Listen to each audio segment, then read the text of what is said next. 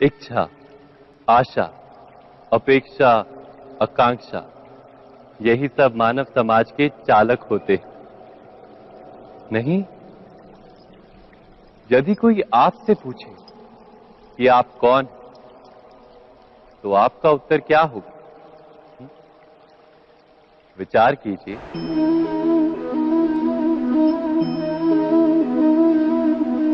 आप तुरंत ही ये जान पाएंगे कि आपकी इच्छाएं ही आपके जीवन की व्याख्या है। कुछ पाने से मिली सफलता, कुछ ना पाने से मिली निष्फलता ही आपका परिचय। अधिकतर लोग ऐसे जीते हैं कि स्वयं भीतर से मरते रहते हैं, किंतु अपनी इच्छाओं को नहीं मार पाते। इच्छाएं उन्हें दौड़ाती हैं जिस प्रकार मृग तृष्णा मृग को दौड़ाती। परंतु इन्हीं इच्छाओं के गर्भ में ही ज्ञान का प्रकाश भी। कैसे? जब इच्छाएं अपूर्ण रहती और टूटती, तब वहीं से ज्ञान की किरण प्रवेश करती है मनुष्य के हृदय। ना, ये कथा नहीं है केवल इच्छाओं के संघर्ष की, नहीं है केवल महत्वाकांक्षाओं से जन्म लेने वाले भयावह रक्तपात। ये कथा है इच्छाओं के गर्भ से उदित होते हुए ज्ञान।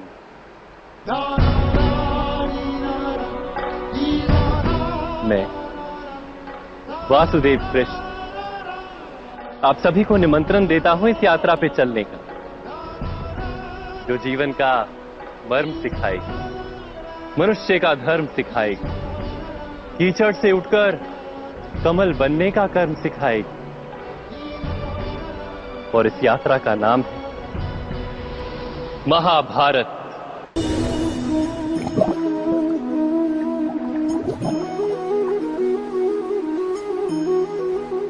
इस संसार में आने वाला प्रत्येक बालक संपूर्णतः संस्कार रहित होता है। उसके अंतर पर ना किसी अच्छे संस्कार के चिन्ह अंकित होते हैं, ना ही बुरे संस्कार के। अर्थात जन्म से बालक में ना कोई गुण होता है और ना ही कोई दोष। तो ये दोष अथवा गुण किस प्रकार प्राप्त होते हैं? क्या हमने कभी विचार किया है? जो बात माता पिता के मुख से निरंतर सुनी जाती है, वही बात उनकी संतानों के हृदय का संस्कार बनती है। जैसे किसी गांव में नदी तट तक एक पगडंडी बन जाती है केवल उस मार्ग पर बार बार चलने के कारण। अर्थात माता पिता के हृदय की इच्छाएं उनकी संतानों के हृदय का दोष अथवा गुण बनकर जन्म लेती हैं। क्या ये सत्य नहीं? पर फिर भी जब उनकी संतानों में कोई दोष दिखाई देता है, तो माता पिता आश्चर्य और दुख से भर जाते। माता पिता का हृदय ये प्रश्न करता है कि उनकी संतानों में ये कुसंस्कार आए कहां से। सत्य तो यही है कि माता पिता अपनी संतानों को अनजाने में ही कुसंस्कार के बीज दे देते हैं, जो उनके संतानों की हृदय भूमि पर कुसंस्कार का वृक्ष बनकर उगता है। अर्थात अपनी संतानों को सुसंस्कारी और धर्ममय बनाने की आशा रखने वाले प्रत्येक माता पिता को प्रथम अपने हृदय की इच्छाओं पर अंकुश रखना क्या अनिवार्य नहीं?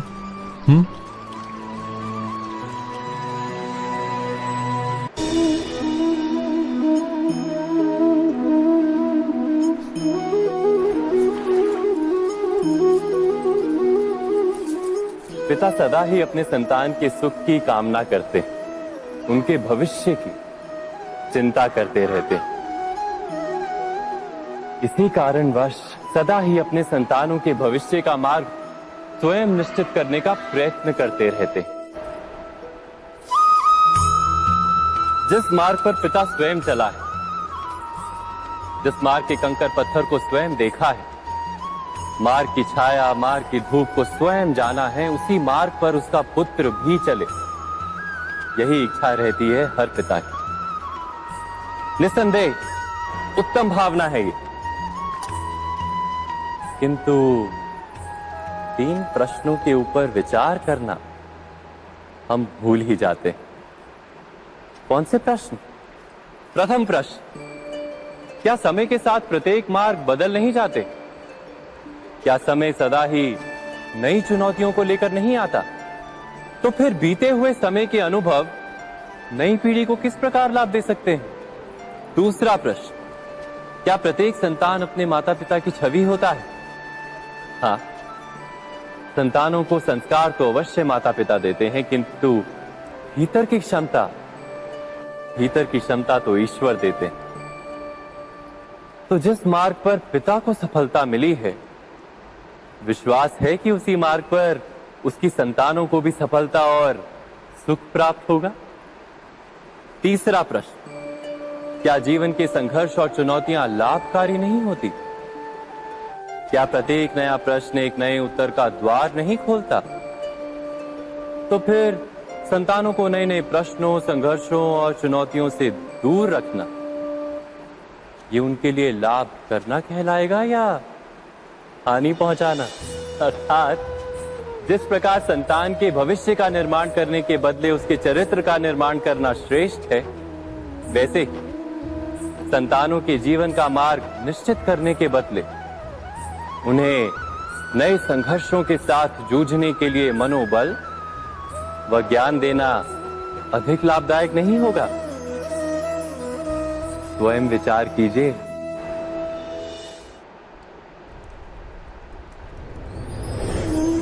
पूर्वजों की इच्छा, आशा, महत्वाकांक्षा, क्रोध, बैर, प्रतिशोध, यही सब आने वाली पीढ़ी की धरोहर बनते हैं। माता पिता अपनी संतानों को देना तो चाहते हैं समस्त विश्व का सुख, पर देते हैं अपनी पीड़ाओं की संपत्ति।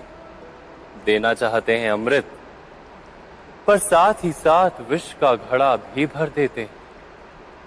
आप विचार कीजिए, आपने अपनी संतानों को क्या दिया आज तक? अवश्य प्रेम, ज्ञान, संपत्ति आदि दिए, पर क्या साथ ही साथ उनके मन को मैल से भर देने वाले पूर्व ग्रह नहीं दिए? अच्छे बुरे की पूर्व निर्धारित व्याख्याएं नहीं दी? व्यक्ति का व्यक्ति के साथ, समाजों का समाजों के साथ, राष्ट्र का राष्ट्र के साथ संघर्ष क्या इन्हीं पूर्व ग्रहों से निर्मित नहीं होते? हत्या, मृत्यु, रक्तपात क्या इन्हीं पूर्व ग्रहों से नहीं जन्मते? अर्थात माता पिता अपनी संतानों को जन्म के साथ मृत्यु का दान भी देते हैं। प्रेम के प्रकाश के साथ साथ घृणा का अंधकार भी देते हैं, और अंधकार मन का, हृदय का हो या वास्तविक हो, उससे केवल भय प्राप्त होता है। केवल भय। स्वयं विचार कीजिए।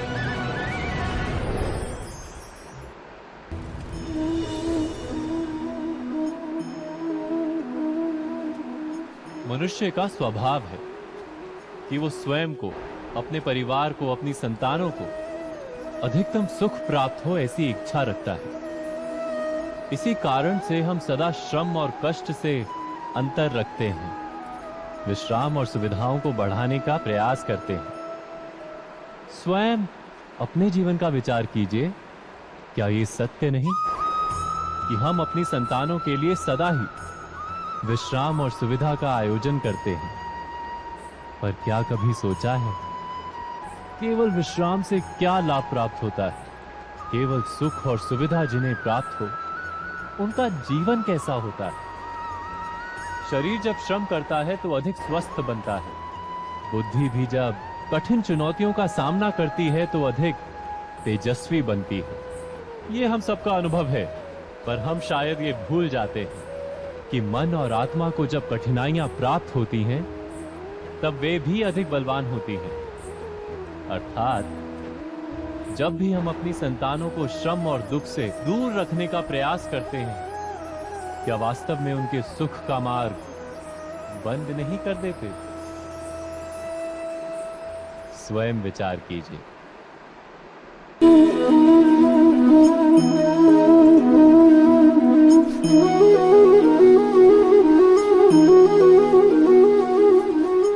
संतानों के भविष्य को सुख से भरने का प्रयत्न करना, यही हर माता पिता का प्रथम कर्तव्य होता है, जिन्हें आप इस संसार में लाएं और जिनके कर्मों से ये जगत आपका भी परिचय पाएगा भविष्य में।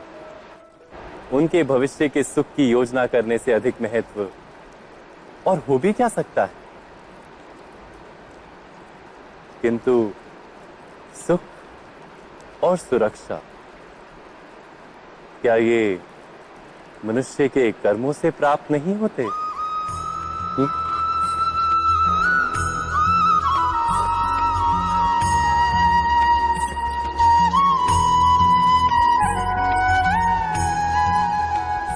माता पिता के दिए हुए अच्छे या बुरे संस्कार, उनकी दी हुई योग्य अथवा अयोग्य शिक्षा, क्या आज के सारे कर्मों का मूल नहीं? संस्कार और शिक्षा से बनता है मनुष्य का चरित्र। अर्थात माता पिता अपनी संतानों का जैसा चरित्र बनाते हैं, ऐसा ही बनता है उनका भविष्य। किंतु फिर भी अधिकतर माता पिता अपनी संतानों का भविष्य सुरक्षित करने की चिंता में उनका चरित्र निर्माण का कार्य भूल ही जाते हैं। वस्तुतः जो माता पिता अपनी संतानों के भविष्य की चिंता करते हैं, उनकी संतानों को कोई लाभ नहीं होता। किंतु जो माता पिता अपने संतानों के भविष्य की नहीं, उनके चरित्र का निर्माण करते हैं, उन संतानों की प्रशस्ति समस्त संसार करता है। स्वयं विचार कीजिए।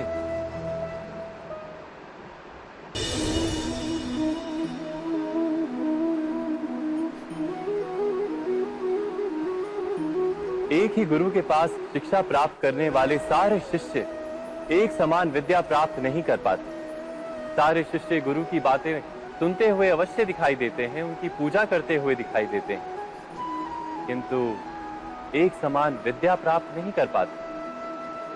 क्या कभी विचार किया है ऐसा क्यों होता है? सत्य तो यह है कि विद्या प्राप्त ना कर पाने वाले शिष्य समर्पण का दिखावा तो करते हैं, किंतु समर्पण का वास्तविक अर्थ नहीं समझ पाते। गुरु के चरणों में फूल चढ़ाने से अथवा गुरु का आदेश मानने मात्र से क्या समर्पण सिद्ध होता है? नहीं। समर्पण का वास्तविक अर्थ है जब गुरु के प्रति मन में कोई संदेह ना रहे, गुरु के मुख से आदेश निकले उससे पूर्व शिष्य उस कार्य को पूरा कर, गुरु के विचारों के साथ शिष्य के विचार एक हो जाए।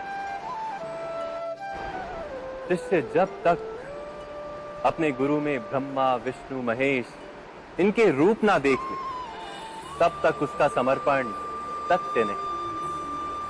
वास्तव में समर्पण किसी कार्य का नाम नहीं, समर्पण तो हृदय की भावना और मन की स्थिति का नाम है।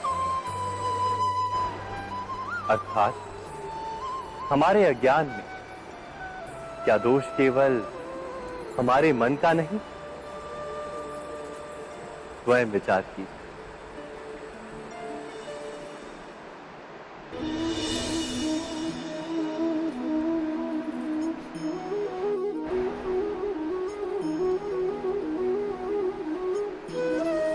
ज्ञान प्राप्ति सदा ही समर्पण से होती है, ये हम सब जानते हैं। किंतु समर्पण का वास्तविक महत्व क्या है? क्या हमने कभी विचार किया? मनुष्य का मन सदा ही ज्ञान प्राप्ति में विभिन्न बाधाओं को उत्पन्न करता है। कभी किसी अन्य विद्यार्थी से ईर्ष्या हो जाती है, कभी पढ़ाए हुए पाठों पर संदेह जन्मता है, और कभी गुरु द्वारा दिया गया दंड मन को अहंकार से भर देता है। नहीं, क्या ऐसा नहीं होता?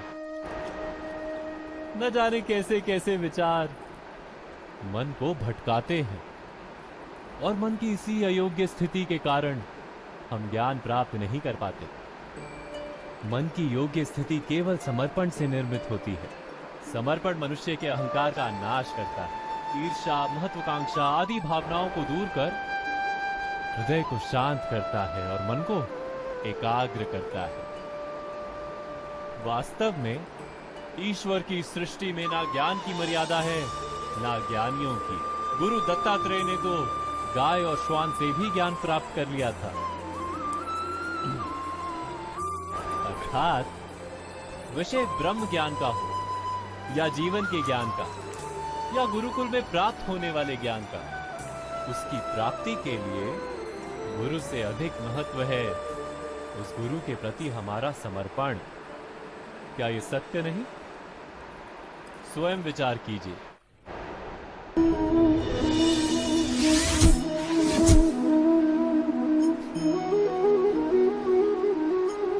श्रेष्ठता का क्या अर्थ है? श्रेष्ठता का अर्थ है दूसरों से अधिक ज्ञान प्राप्त करना। अर्थात मूल्य इस बात का नहीं कि स्वयं कितना ज्ञान प्राप्त किया, मूल्य इस बात का है कि प्राप्त किया हुआ ज्ञान अन्य लोगों से कितना अधिक है। अर्थात श्रेष्ठता की इच्छा ज्ञान प्राप्ति को भी एक स्पर्धा बना देती है। और स्पर्धा में विजय अंतिम कब होती है?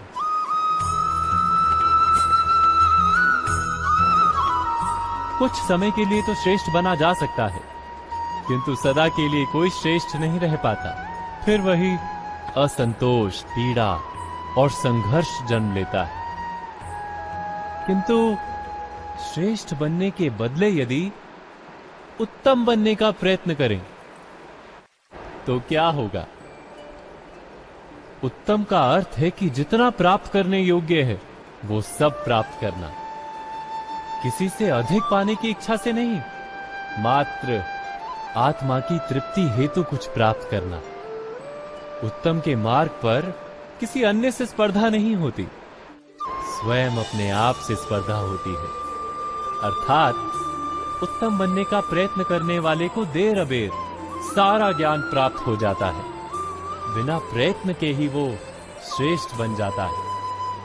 किंतु जो श्रेष्ठ बनने का प्रयत्न करता है वो श्रेष्ठ बने या ना बने, उत्तम कभी नहीं बन पाता।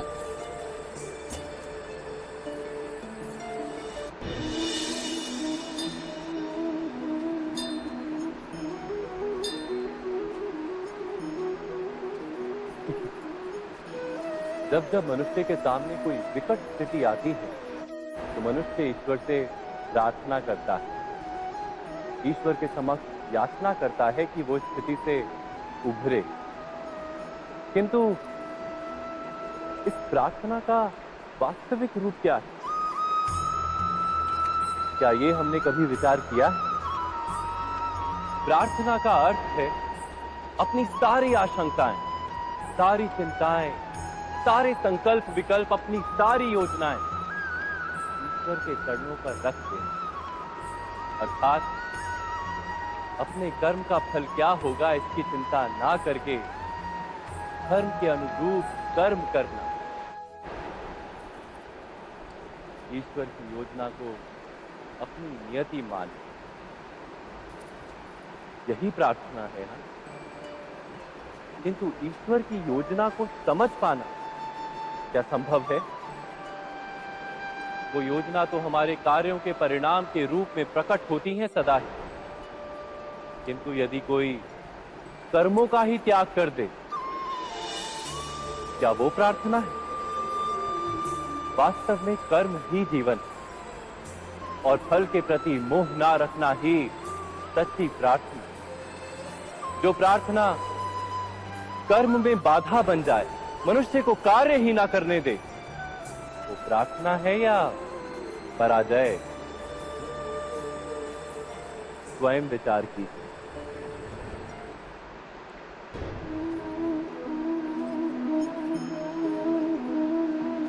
मनुष्य के जीवन का चालक है भय।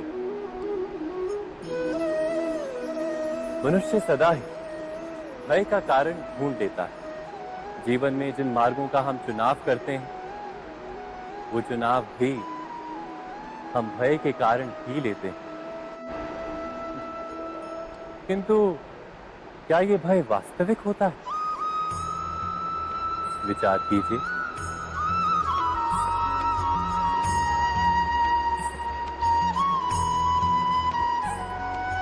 भय का अर्थ है आने वाले समय में विपत्ति की कल्पना, किंतु समय का स्वामी कौन?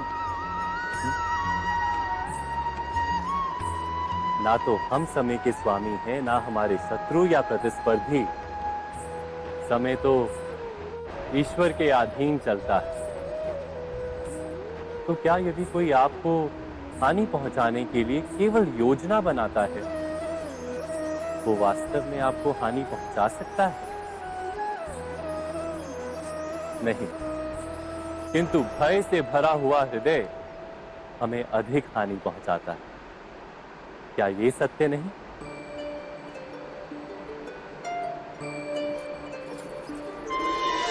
विपत्ति के समय भयभीत हृदय अयोग्य निर्णय करता है और विपत्ति को अधिक पीड़ादायक बनाता है।